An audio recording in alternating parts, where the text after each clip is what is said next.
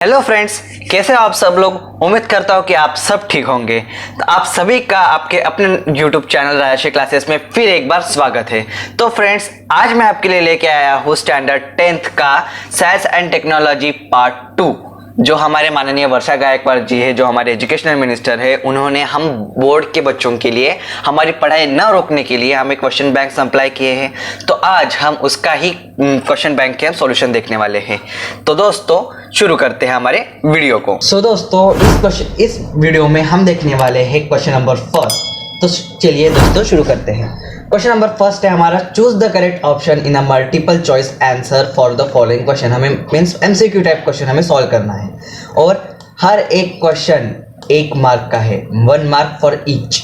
ठीक है दोस्तों, अब हम चलते हैं क्वेश्चन आंसर्स की तरफ। First, A blank is necessary to change the speed as well as the direction of a motion of an object। तो दोस्तों, हमने जो ग्रेविटेशन लेसन देखा है, जो हमारे साइंस पार्ट 1 टेक्नोलॉजी के फर्स्ट लेसन है, उसमें हमें बेसिक में हमें दिया गया था कि व्हाट इज फोर्स के बारे में हमें क्वेश्चन पूछा गया था। तो उसमें हमें बताया था कि force is necessary to change speed. हम अगर फोर्स लगाएंगे किसी भी ऑब्जेक्ट के ऊपर तो उसकी स्पीड भी चेंज होगी और एज वेल एज उसकी डायरेक्शन ऑफ मोशन भी हम चेंज कर सकते हो। तो इसका आंसर है ऑप्शन ए, फोर्स। ठीक है दोस्तों, the orbit of a planet revolving around a star is. अब स्टार के अलावा अगर स्टार, इसमें स्टार मतलब हमारा सन है, बिकॉज सन स्टार में ही गिना जाता है। तो हमारे प्लेनेट की ऑर्बिट सन के कौन से ऑर्बिट में है? सर्कुलर ऑर्बिट में है, लीनियर ऑर्बिट में है, टूवर्ड्स द फोकल पॉइंट में है, या फिर इलिप्टिकल ऑर्बिट है। तो हमने केपलर का सेकंड लॉ पढ़ा था। Second law, a line joint from planet to the sun cover equal area in equal interval of time where the sun is at one of the foci and the around its elliptical orbit. तो इसका option है option D, elliptical. ठीक है दोस्तों, the square of its period of revolution around the sun is directly proportional to the blank of the mean distance of a planet from the sun. Means ये भी हमें Kepler's का law दिया गया है, केपलर्स का third law. The square of the period of revolution around the sun is directly proportional to the cube of the mean distance of the planet from the sun. तो इसका option है option सी, cube. ठीक है दोस्तों, अब हम चलते हैं नेक्स्ट क्वेश्चन की ओर। The gravitational force between two bodies is directly proportional to the product of the masses of those bodies and is blank of the distance between them। तो हमें एक रूल मिला था, एक फॉर्मूला मिला था ग्रेविटेशन लेसन में, m1 into m2 bye D square. तो क्या होगा? डायमीटर का डी स्क्वायर होगा। तो इसका आंसर क्या होगा? Inversely proportional to the square of the distance. में डिस्टेंस का स्क्वायर है तो inversely proportional to the distance of them, distance between them. तो इसका ऑप्शन है option A, inversely proportional to the square. ठीक है दोस्तों, the value of universal gravitational constant G, universal constant क्या है? G, is SI in SI unit is. अब universal gravitational constant जो हमें न्यूटन ने दिया था, न्यूटन का यूनिवर्सल ग्रेविटेशनल कांस्टेंट, तो उसका एसआई यूनिट क्या है? तो दोस्तों, उसका एसआई यूनिट है 6.673 इंटू 10⁻⁻11 nm² बाय kg²। ठीक है दोस्तों, तो इसका ऑप्शन है ऑप्शन ए। नेक्स्ट क्वेश्चन की तरफ चलते हैं। The black force is much weaker then other force in nature. अब इलेक्ट्रोमैग्नेटिक फोर्स या फिर न्यूक्लियर फोर्स या फिर इंटरमोलिकुलर फोर्स, ये फोर्स अगर इलेक्ट्रोमैग्नेटिक फोर्स भी अगर हमने तोड़ने की कोशिश की तो बहुत अमाउंट ऑफ एनर्जी रिलीज होगी। न्यूक्लियर फोर्स, अब हमने साइंस पार्ट 2 में जब हमने देखा था कि न्यूक्लियर फिजन जब होता है यूरेनियम पे, जब एटम बम्बार्ड किए जाते हैं तो उसमें से जब 3 न्यूट्रॉन्स निकलते हैं तब 200 मेगावाट की इलेक्ट्रिसिटी निकलती है। तो आपको पता होगा कि अगर उसके बीच में का बॉन्ड अगर टूट गया, उसका अगर फोर्स टूट गया तो कितने अमाउंट ऑफ इलेक्ट्रिसिटी निकलती है। तो वैसे इंटरमॉलिक्यूलर भी होता है। तो अगर इन तीनों की, अगर इलेक्ट्रोमैग्नेटिक की, न्यूक्लियर फोर्स की या फिर इंटरमॉलिक्यूलर फोर्स की अगर हमने फोर्स अगर देखा तो इनका फोर्स बहुत ताकतवर होता है। इसको तोड़ने के लिए हमें बहुत फोर्स भी लगेगा और तोड़ने के बाद बहुत सारी अमाउंट ऑफ एनर्जी निकलेगी। पर ग्रेविटेशन फोर्स को हम आसानी से तोड़ सकते हैं। अगर आपने एक बॉल लिया हाथ में और उसके अगर ऊपर फेंक दिया आपने, तो क्या बॉल नीचे नहीं आएगा? कितना इजीली हम उसको बॉल फेंक सकते हैं। तो ग्रेविटेशनल इज द ऑप्शन। ठीक है दोस्तों, इंटरमॉलिक्यूलर नहीं है, न्यूक्लियर फोर्स नहीं है और इलेक्ट्रोमैग्नेटिकल भी नहीं है। नेक्स्ट क्वेश्चन की तरफ चलते हैं। The value of gravitational acceleration g is, अब एक्सेलरेशन ड्यू टू ग्रेविटेशन ये एक पॉइंट है हमारे लेसन में, फर्स्ट लेसन में। तो वहां पर हमें बताया गया था कि वैल्यू क्या है, ग्रेविटेशनल एक्सेलरेशन की वैल्यू क्या है, हाईएस्ट एट द पोल, इसका ऑप्शन है। ठीक है दोस्तों, the value of a gravitational acceleration g, फिर से ग्रेविटेशनल एक्सेलरेशन के बारे में क्वेश्चन पूछा गया है, is blank at the equator. अब हमने देखा था कि अगर हाईएस्ट एट द पोल है, अगर पोल पे हाईएस्ट है तो फिर इक्वेटर पे कैसा होगा, 9.78 मीटर पर सेकंड स्क्वायर। यह भी हमें हमारे टेक्स्ट बुक में दिया गया है दोस्तों। ठीक है दोस्तों, the free fall of an object is possible only in, free fall, अगर हमें फ्री फॉल देखना है, फ्री फॉल क्या है, जब कौन सा भी ऑब्जेक्ट ऊपर से छोड़ा जाता है तो उसको कितना टाइम लगता है और कैसे गिरता है वो देखने की उसको कहते हैं, और जिस पर सिर्फ और सिर्फ ग्रेविटेशन ही काम करता है उसे कहते हैं फ्री फॉल। तो एयर में तो उस पर दूसरे भी चीज़ें लगेंगी, जैसे कि फ्रिक्शन ऑफ एयर भी लगेगा। सरफेस ऑफ द अर्थ पे अगर हमने किया तो वो फ्रिक्शन ही लगेगा उस पर भी, और नन ऑफ दिस, अगर इसमें से अगर हमने ये चूज किया तो कुछ भी नहीं। पर वैक्यूम में कुछ भी नहीं लगता, सिर्फ ग्रेविटेशनल फोर्स उस पर एक्ट होता है। तो इसका ऑप्शन है ऑप्शन बी, ग्रेविटेशन। ठीक है दोस्तों, नेक्स्ट क्वेश्चन की तरफ चलते हैं। The weight of an object, any object of the moon is nearly blank the weight of the earth. ये तो जनरल नॉलेज के ऊपर क्वेश्चन बेस्ड है। ठीक है दोस्तों, इसका ऑप्शन है ऑप्शन ए, 1/6। अगर हमारा वेट यहाँ पर 54 kg होगा तो अगर हम मून पे जाएंगे तो वो कितना हो जाएगा, 9 हो जाएगा दोस्तों। ठीक है, क्वेश्चन की तरफ चलते हैं दोस्तों। A person weight 60 and on earth, his weight on the moon will be. Next question की तरफ चलते हैं। Dobereiner laid down the blank rule, Dobereiner ने हमें कौन सा रूल दिया है, उसने हमें दिया है ट्रायड का रूल दिया है, ट्रायड्स का। Newlands law of octave applied up to, अब न्यूलैंड का लॉ ऑफ ऑक्टेव कहाँ तक अप्लाइड था, वो अप्लाइड था सिर्फ और सिर्फ कैल्शियम तक, क्योंकि तब तक सिर्फ कैल्शियम तक ही नॉन एलिमेंट पाए गए थे। Question 14, X and Y are two elements having similar property which obey Newland's law of octave। एक दो एलिमेंट है X और Y नाम के, वो कौन से प्रॉपर्टी को मानते हैं, न्यूलैंड लॉ ऑफ ऑक्टेव को। The minimum and maximum number of element in between X and Y respectively are. अब इन दोनों के बीच में का मिनिमम और मैक्सिमम एलिमेंटल रिस्पेक्ट कितना होगा, तो इन दोनों में होगा 7 और 15 का, 7 और 15 का। ठीक है दोस्तों, at the time of Mendeleev's blank element were known. अब मेंडेलीव ने जब अपना पीरियोडिक टेबल प्रेजेंट किया था तब उसके टाइम पर कितने एलिमेंट प्रेजेंट थे, तो उसके टाइम पर थे 63 एलिमेंट प्रेजेंट। कितने थे दोस्तों, 63। ठीक है दोस्तों, in Mendeleev's periodic table eka silicon was later named as, eka silicon को जब उन्होंने अपना modern periodic table, Mendeleev's periodic table बनाया था, तब उन्होंने कुछ ब्लैंक स्पेस छोड़े थे, और उन ब्लैंक स्पेसेज में उन्होंने कुछ प्रॉपर्टीज भी बताए थे कि अगर कौन सा एलिमेंट यहाँ पर अगर नोन हो जाएगा आगे इन फ्यूचर, तो उन्होंने एक नाम देके रखा था एका सिलिकॉन, जो बाद में जब उसका रियल फाइंड किया गया वो एलिमेंट का नाम, तो उसका नाम क्या पड़ा था, जर्मेनियम। ठीक है दोस्तों, तो इसका ऑप्शन है option C, germanium. In modern periodic table the number of column and period are respectively. अब मॉडर्न पीरियोडिक टेबल अगर आपके पास होगा तो आपको पता होगा कि वहां पर कॉलम कितने हैं और पीरियड कितने हैं। तो कॉलम है 18 और पीरियड्स है 7। ठीक है दोस्तों, blank is the outer most shell of element of period 2। अब पीरियड 2 में आउटर मोस्ट शेल को कौन सा माना जाता है, तो पीरियड 2 में आउटर मोस्ट शेल होता है एल। कौन सा होता है, एल होता है। The group 1 and 2 constituent the blank block. अब ग्रुप 1 फर्स्ट और सेकंड ग्रुप में कौन से ब्लॉक में आते हैं, तो वो दोनों फर्स्ट और सेकंड ग्रुप आते हैं एस ब्लॉक में। कौन से इसमें आते हैं, एस ब्लॉक में आते हैं। Which pair of atomic number represent element in the same group. अब कौन से atomic number of pair represent the element in same group.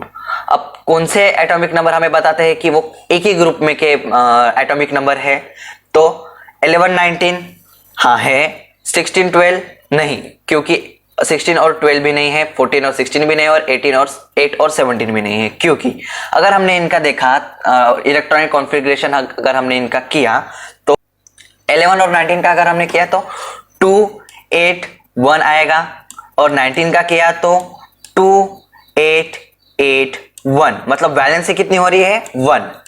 6 और अगर हमने 12 की किया तो 6 का क्या आएगा 2 और 4 आएगा, और 12 का किया तो 2 8 2 आएगा। तो इन दोनों में वैलेंसी अलग है, यहाँ पर 4 की वैलेंसी है और यहाँ पर 2 की वैलेंसी है, तो ये भी नहीं, ये तो आएगा ही नहीं। तो ऑप्शन बी तो कैंसिल हो गया सीधा सीधे। अगर और ए ऑप्शन आ रहा है तो इसका ऑप्शन क्या होगा, ऑप्शन ए 11 और 19। Which among the following element would lose an electron easily? अब वैलेंसी अगर जिसकी कम होगी वो इलेक्ट्रॉन जल्दी अपना, वो एलिमेंट अपना इलेक्ट्रॉन जल्दी लूज करेगा। Mg, Na, Al और Cl, मैग्नीशियम, सोडियम, एल्यूमिनियम और क्लोरीन। अब इन चारों में से लूज कौन करेगा, तो लूज करेगा Na, सोडियम, क्योंकि Na का एटॉमिक नंबर है 11, Mg का एटॉमिक नंबर है 12, एल्यूमिनियम का एटॉमिक नंबर है 13 और क्लोरीन का एटॉमिक नंबर है 17। अगर हमने इलेक्ट्रॉनिक कॉन्फ़िगरेशन के मुताबिक अगर इसको देखा तो 11 का हो जाएगा 281, Mg का हो जाएगा 282, Al का हो जाएगा 283 और Cl का हो जाएगा 287। तो अगर हमने इन सब में से देखा तो सबसे कम वैलेंसी अगर देखे गए तो Na की होगी, क्योंकि उसका है 2, 8, 1। तो अपना वो 1 वैलेंट इलेक्ट्रॉन जल्दी से दे सकता है और स्टेबल हो जाएगा 28 से, तो Na, सो इसमें Na अपना इलेक्ट्रॉन सबसे जल्दी लूज कर देगा। Which among the following is the largest element? Na, इसका भी आंसर है Na। लार्जेस्ट एलिमेंट कौन सा है, Na means sodium. Arrange the following element in order of their descending metallic character, Na, Si, Cl, Mg और Al। अब ये जो हमें एलिमेंट्स दिए गए हैं इनको हमें डिक्रीजिंग ऑर्डर में रखना है उनके मेटेलिक कैरेक्टर के मुताबिक। तो वैसा अगर हमने देखा जाए तो सबसे पहले आएगा Na, फिर आएगा Mg, फिर Al, फिर Si और फिर Cl।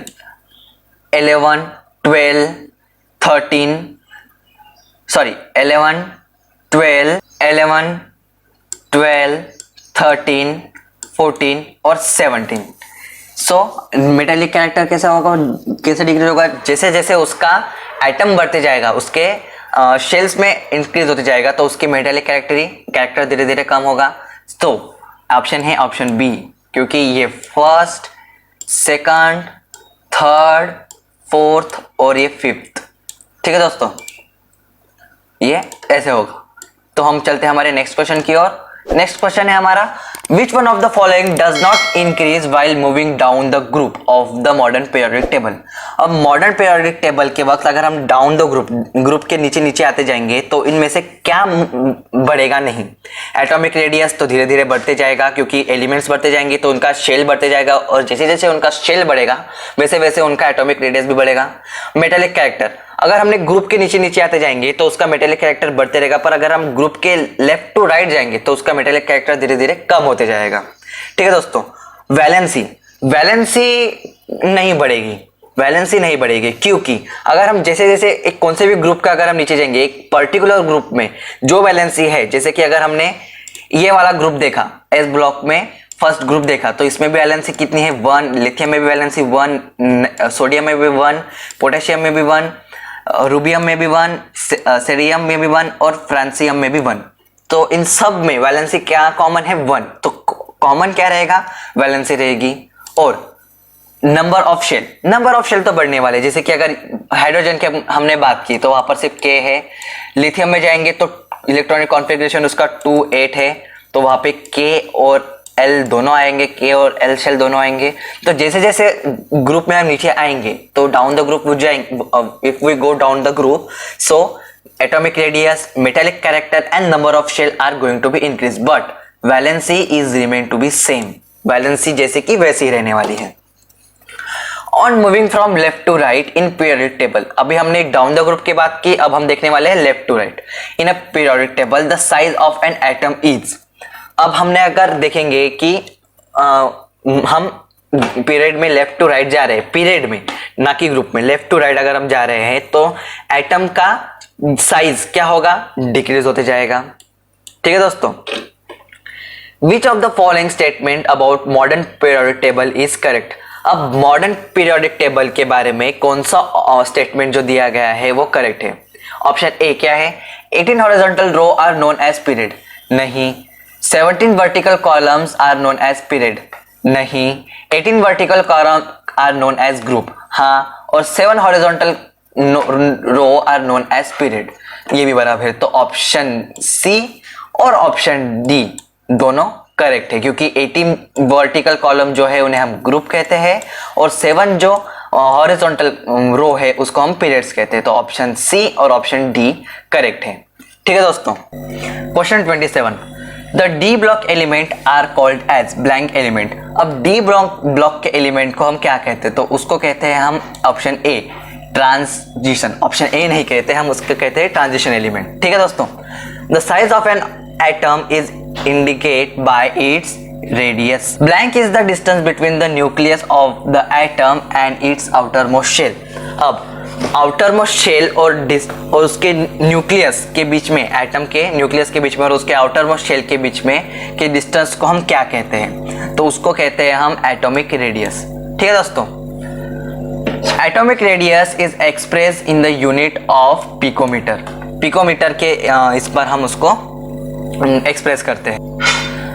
The tendency of an atom to form cation is the blank character of than element. तो कैटायन कौन फॉर्म करता है, मेटेलिक एलिमेंट फॉर्म करता है। तो कैटायन को कौन सा कैरेक्टर अप्लाई कर सकता है, मेटेलिक कैरेक्टर। ठीक है दोस्तों, blank is in liquid form in the halogen family. अब हैलोजन फैमिली में लिक्विड फॉर्म में कौन है, ब्रोमियम, लिक्विड फॉर्म में सिर्फ और सिर्फ ब्रोमियम है। While going from top to bottom in a group, mean down the group, the atomic radius is। अब टॉप टू बॉटम अगर हम जाएंगे तो उसका एटॉमिक रेडियस क्या होगा, इंक्रीज होगा।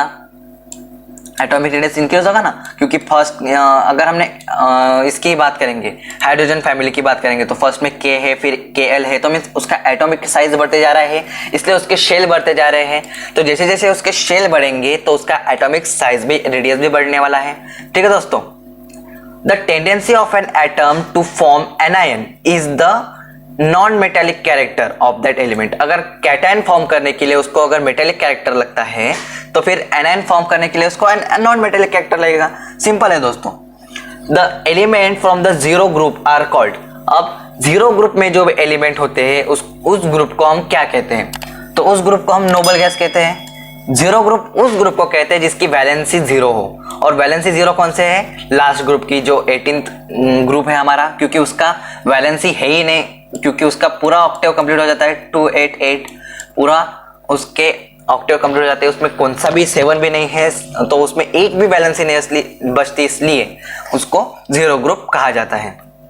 ठीक है दोस्तों, writing a chemical reaction in brief as by using chemical formula is called as. अब केमिकल रिएक्शन को हमें लिखना है और by using the chemical formula, chemical formula use करते तो उसको क्या कहते हैं, सिंपल है, केमिकल इक्वेशन कहते हैं उसको।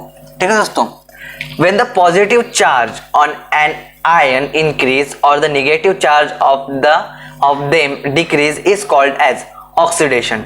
जब उसका पॉजिटिव चार्ज बढ़ता है और नेगेटिव चार्ज कम होता है तो उसको हम ऑक्सीडेशन कहते हैं। बट वाइस वर्सा, अगर उसका नेगेटिव चार्ज बढ़ता है और पॉजिटिव चार्ज कम होता है तो उसको हम रिडक्शन कहेंगे। ठीक है दोस्तों, the chemical reaction in which 2 और more products are form from a single reactant is called as.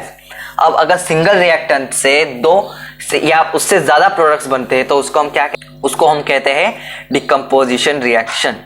अगर एक ही इससे 2 या ज्यादा बनते हैं, जैसे कि अगर हमने NaCl की बात ली, NaCl की अगर हमने बात करेंगे तो अगर हमने उसको डिकम्पोजिशन किया तो उसका क्या बनेगा, एक Na बनेगा और प्लस Cl बनेगा।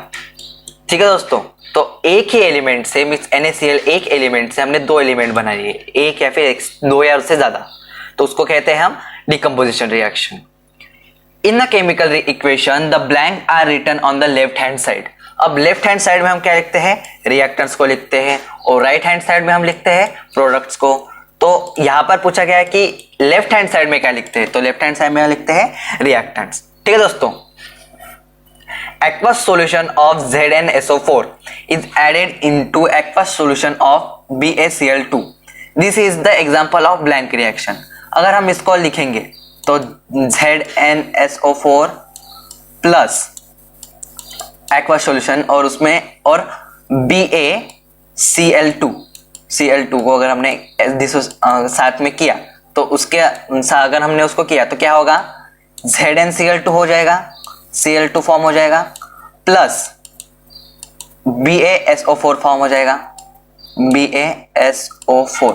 तो यहां पर क्या हो रहा है, वैल्यूज चेंज होते जा रहे हैं, मींस Zn किसके साथ हो गया, Cl के साथ हो गया, और Ba किसके साथ हो गया, SO4 के साथ हो गया। तो इस टाइप ऑफ रिएक्शन को हम कहते हैं डबल डिस्प्लेसमेंट रिएक्शन, क्योंकि यहाँ पर 2 बार डिस्प्लेसमेंट हो रहा है, ना कि सिर्फ 1 बार। ठीक है दोस्तों, तो इसको हम कहेंगे डबल डिस्प्लेसमेंट रिएक्शन। आगे चलते हैं दोस्तों, the unit of electrical power is. अब इलेक्ट्रिकल पावर को हम क्या कहेंगे, इलेक्ट्रिकल पावर को हम कहेंगे वॉट। इलेक्ट्रिकल पावर को हम कहेंगे वॉट।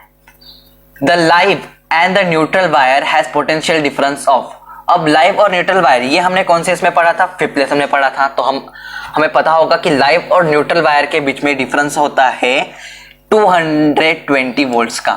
220 वोल्ट्स का वहां पर डिफरेंस होता है। ठीक है दोस्तों, in an electric bulb coil of blank metal is use. अब सबसे पहला जो इलेक्ट्रिक बल्ब बना था तो वहां पर कौन सा मेटल यूज हुआ था, टंगस्टन मेटल। तो अभी तक इलेक्ट्रिक बल्ब में एक ही मेटल यूज होता है, टंगस्टन मेटल, जिसका साइन है W, जिसका सिंबल है W। ठीक है दोस्तों, the electricity bill supplies the uses of. अब हमें इलेक्ट्रिसिटी बिल मिलता है तो वो हमें क्या बताता है कि हमने कितना यूनिट यूज किया, तब उस पर हमें अपना बिल बनता है। तो हम वहां पर हमें दिखाया जाता है कि हमने कितना यूनिट यूज किया है। ठीक है दोस्तों, the frequency of AC is blank hertz. AC means यहाँ पर हमारा एयर कंडीशनर नहीं है, यहाँ पर है AC का फुल फॉर्म है अल्टरनेटिंग करंट। अब अल्टरनेटिंग करंट की फ्रीक्वेंसी कितनी होती है, अल्टरनेटिंग करंट की फ्रीक्वेंसी होती है 50 हर्ट्ज। 50 हर्ट्ज। ठीक है दोस्तों, this day when current in the circuit suddenly increase, blank switch are use.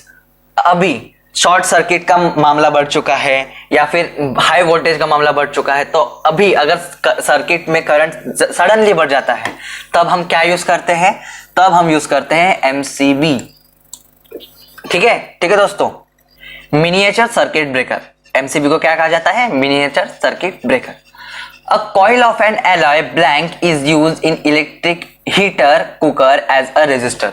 अब रेजिस्टर को कौन सा एलॉय का कॉइल यूज करते हैं इलेक्ट्रिक हीटर कुकर में एज रेजिस्टर के यूज करते हैं इलेक्ट्रिक हीटर में, तो वो कौन सा एलॉय होता है, तो उसको कहते हैं हम निक्रोम।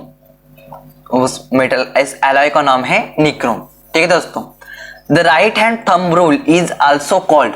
अब राइट हैंड थंब रूल को हम और क्या कहते हैं, उसको हम कहते हैं मैक्सवेल कॉर्क स्क्रू। ठीक है दोस्तों, उसको हम कहते हैं Maxwell cork screw.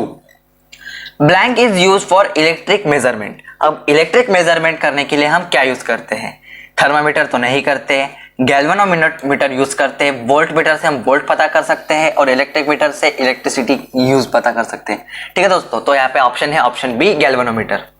Which of the following scientist invented the rule of electromagnetic induction. अब हमने ये क्वेश्चन साइंस और बायोलॉजी, साइंस पार्ट 2 बायोलॉजी में भी देखा था कि इलेक्ट्रोमैग्नेटिक इंडक्शन को इन्वेंटेड किया था माइकल फैराडे ने। ठीक है दोस्तों, नेक्स्ट क्वेश्चन की तरफ चलते हैं। Which of the following substance contract on heating? अब हीटिंग देने के बाद कौन सी चीज कॉन्ट्रैक्ट हो जाती है, तो हीटिंग करने के बाद आइस कॉन्ट्रैक्ट हो जाती है। ठीक है दोस्तों, if pressure increase the metallic point of the substance. अगर कौन से भी चीज पर अगर हमने प्रेशर यूज किया, अगर प्रेशर उस पर बढ़ गया तो उसका मेटेलिक पॉइंट क्या हो जाता है, उसका मेटेलिक पॉइंट भी इंक्रीज होते लगता है। ठीक है दोस्तों, तो इसका ऑप्शन है option C, increase, substance increase. The vapour content in the air is measured by. अब जो एयर में वाटर वेपर्स होते हैं तो उसको हम किससे मेजर करते हैं? रिलेटिव ह्यूमिडिटी से मेजर करते हैं, ड्यू पॉइंट से मेजर करते हैं, एब्सोल्यूट ह्यूमिडिटी से मेजर करते हैं, या नन ऑफ दिस? तो हम उसको मेजर करते हैं एब्सोल्यूट ह्यूमिडिटी से। ठीक है दोस्तों, तो इसका ऑप्शन है option C, absolute humidity. Humid and dry nature of air depends on. Humid और ड्राई नेचर का एयर किस पर डिपेंड होता है? Amount of water vapour in it, या amount of vapour to make the air saturated, temperature of the air, या volume of the air. जब उसका टेम्परेचर अगर कम होगा तो वो ड्राई हो जाएगा, ज्यादा होगा तो ह्यूमिड हो जाएगा। तो किस पर डिपेंड होता है? टेम्परेचर ऑफ द एयर पर डिपेंड होता है। Vapour in air condense to form. अब एयर में जो वेपर हो जाता है, तो अगर वो कंडेंस हो जाता है तो वो क्या हो जाता है, क्या फॉर्म करता है? वो फॉर्म करता है फॉग। ठीक है दोस्तों, when the temperature of water decrease below 4 degree Celsius its volume। अब 4 डिग्री सेल्सियस से अगर वाटर का टेम्परेचर नीचे चले जाता है तो उसका वॉल्यूम क्या हो जाता है? उसका वॉल्यूम इंक्रीज होने लगता है। ये हमने कौन से इसमें पढ़ा था? रिजुलेशन के पॉइंट पे पढ़ा था। ठीक है दोस्तों, in a region with a cold climate the aquatic animal can survive at 4 degree Celsius because ice floating on water is insulator, heat from water cannot transfer to the atmosphere, anomalous behavior of water, all of the above। तो इसका option है all of the above, क्योंकि रिजलेशन में ice ऊपर form हो जाती है पर नीचे वाटर ही रहता है, और आइस इंसुलेटर का काम करती है, मींस वो हीट ट्रांसफर नहीं होने देती। तो ऑप्शन ए और ऑप्शन बी तो है ही, और वो एनामेलस बिहेवियर ऑफ वाटर दर्शाती है हमें रिजलेशन, तो ये भी। तो ऑप्शन डी, ये सभी पॉइंट्स जो है वो सभी पॉइंट्स है हमारे रिजलेशन के, तो इसका ऑप्शन है ऑप्शन डी। ठीक है दोस्तों, from the option given below the specific heat of blank is maximize. अब ये जो नीचे ऑप्शन दिए गए हैं तो इन सब चारों में से सबसे ज्यादा स्पेसिफिक हीट कैपेसिटी किसकी है? तो सबसे ज्यादा स्पेसिफिक हीट कैपेसिटी है आयरन की। ठीक है दोस्तों, आयरन की है। Ice ball is prepared from shared ice again, this is the example of. तो ये रिजलेशन का एग्जाम्पल है। ठीक है दोस्तों, क्योंकि जब हम आइस के बॉल के ऊपर प्रेशर क्रिएट करते हैं तो वो थोड़ा सा लिक्विड फॉर्म हो जाता है, और फिर बाद में जब हम उसमें स्टिक डालते हैं और बाद में फिर प्रेशर रिलीज कर देते हैं तो उसका टेम्परेचर फिर से 0 डिग्री पे आ जाता है, और जैसे जिसका टेम्परेचर 0 डिग्री पे आ गया वो फिर से आइस बन जाता है। तो ये किसका एग्जाम्पल है? ए रिजलेशन का एग्जाम्पल है। ठीक है दोस्तों, आगे बढ़ते हैं। तो हमारा नेक्स्ट दोस्तों यहाँ पर हम अपना फर्स्ट पार्ट कंप्लीट करते हैं। अगर आपको वीडियो अच्छा लगे तो प्लीज़ इसे लाइक कीजिए, शेयर कीजिए और अपने दोस्तों के साथ शेयर करना मत भूलना, और डिस्क्रिप्शन में आपको लिंक मिल जाएगी जिससे आप हमारे सारे वीडियोस को जल्दी से देख सकेंगे। So thanks for watching direct classes, have a nice day.